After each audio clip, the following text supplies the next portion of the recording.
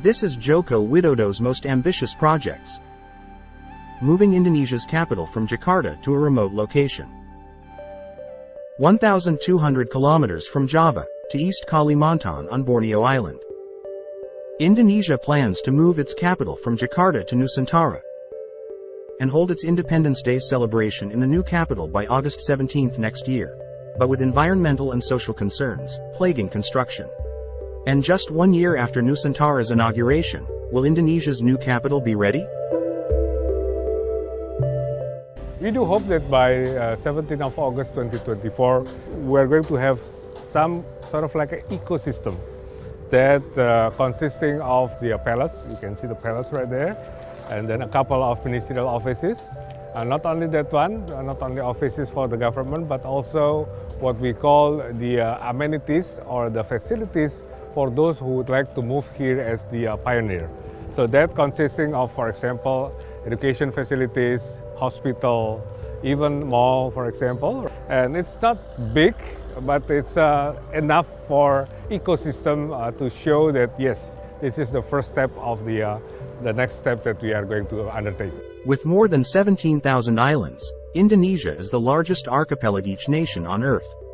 But 56% of its population, and most of its economy, are concentrated in Jakarta and the wider Java Island, which is home to more than half of the country's 270 million people. Since Indonesia's independence in 1945, Jakarta has expanded from less than 1 million people to roughly 30 million. It had grown tall with skyscrapers built with fortunes made from timber, palm oil, natural gas, gold, copper, and tin. But the capital had run out of space. It grew thick with traffic and pollution. Most of all, Jakarta was sinking, as thirsty residents drained its underground water reserves, and rising seawaters lapped its shores. 40% of the Indonesian capital now lies below sea level. By comparison, East Kalimantan province, where the new capital Nusantara, an old Javanese term meaning archipelago, is being built, has fewer than 4 million people. Located in eastern Borneo, the world's third largest island, Nusantara is set to replace Jakarta as Indonesia's political center by summer this 2024. This is in the middle of, you open the map of the Indonesia, right? So that's why this site is chosen, right? And because of that, I think that this is ideal places also to showcase that we can really build something that in harmony, again, between the people, nature and culture, and also be part of the global campaign. Yeah? It will sprawl across 256,000 hectares in East Kalimantan province on the Indonesian part of Borneo, an island the country shares with Malaysia and Brunei. Government buildings and housing need to be constructed from scratch. As you can see here, on the far right there where you can see the crane, that is the presidential palace. And this one, the one that you can see like a strip here, if you imagine like the Washington Mall, right? So it's going to be a mall right here where we have several iconic sort of like places, like what we call the Bukit Bendera, and then there is some area of the Titik Nol and others, and it's a strip like that, and basically it's a green strip, and it will be sort of like the main sort of like axis of this Nusantara capital, where many of the strategic buildings will be located. Initial estimates were that over 1.5 million civil servants would be relocated to the city, though ministries and government agencies are still working to finalize that number. Indonesian President Joko Widodo has pitched a utopian vision of a green city, 4 times the size of Jakarta, where residents would commute on electric buses. Officials say the new metropolis will be a sustainable forest city that puts the environment at the heart of the development.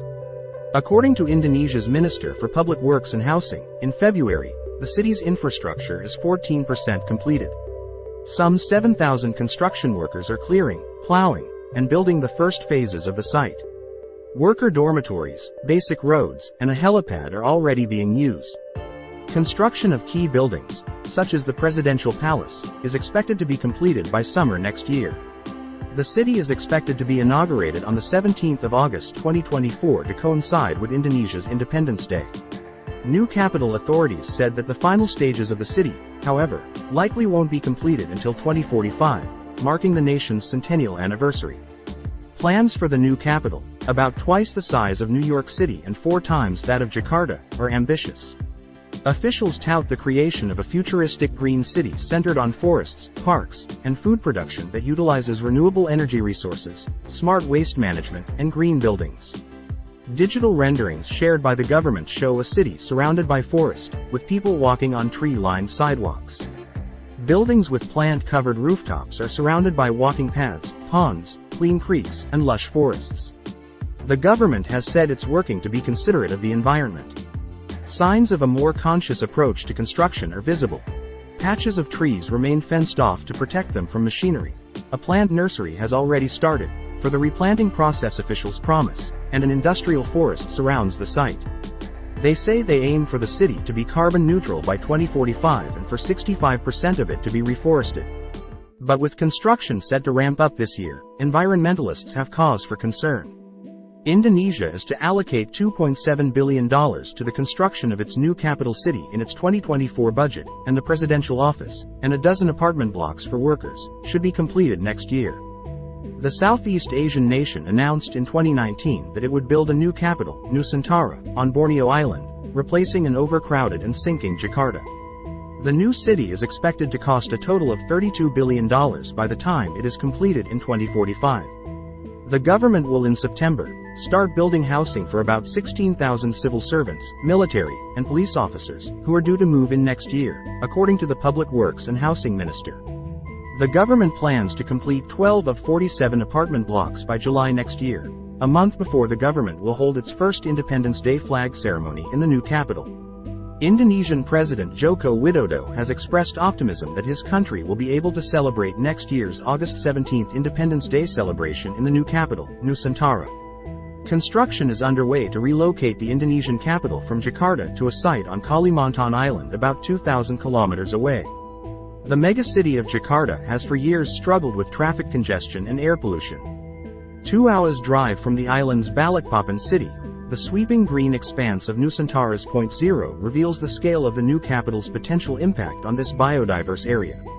The island that Indonesians call the lungs of the world is home to long-nosed monkeys, clouded leopards, pig-tailed macaques, flying foxbats, and the smallest rhinos on the planet. By 2045, the Indonesian government says Nusantara will host 1.9 million residents. That is more than twice Balikpapan's population, importing a wave of human and industrial activity into the heart of Borneo.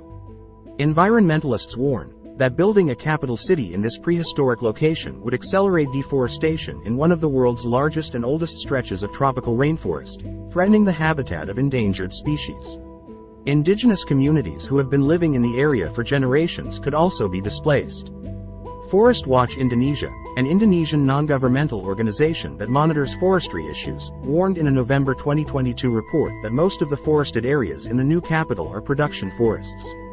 This means permits could be granted for forestry and extractive activities that would lead to further deforestation. Until now, there has been no certainty regarding the protection status of the remaining natural forests in the new capital city area, the report said. Indonesia also has one of the world's highest rates of deforestation linked to mining, farming, and logging, and is accused of allowing firms to operate in Borneo with little oversight. Life is already changing for the worse for some of the area's animal inhabitants. At an orangutan sanctuary on land marked for Nusantara's future expansion, illegal encroachments have intensified since the capital's location was announced. The Indonesian presidential election is set to take place in February next year, and incumbent Joko Widodo will leave office 8 months later in October. Even as Indonesian President Joko Widodo underscores his presidential achievements as he approaches the end of his term, his plan to move the country's capital from the megacity Jakarta to East Kalimantan will be one of the biggest question marks of his leadership, following Mr. Widodo's annual State of the Nation address ahead of the country's 78th Independence Day. While Joko Widodo is likely to be able to partially open the new capital, which is slated to be officially declared in the first half of 2024, there are increasing doubts on whether the full plan for the capital city relocation will take place. The project has attracted very few international investors and will create enormous pressure for Indonesia if the country has to fund most of it independently. The proposed new capital, Nusantara, is the flagship project of Jokowi, as the president is popularly known, and is expected to be a green, smart city spanning nearly 260,000 hectares. It will take a vast sum of money to partially bring the plan into fruition. The initial figures that we got from the National Development Planning Agency is about 33 billion US dollar. Yeah. But to be honest with you, I feel that this is still very small. And we are going to go beyond that one, of course.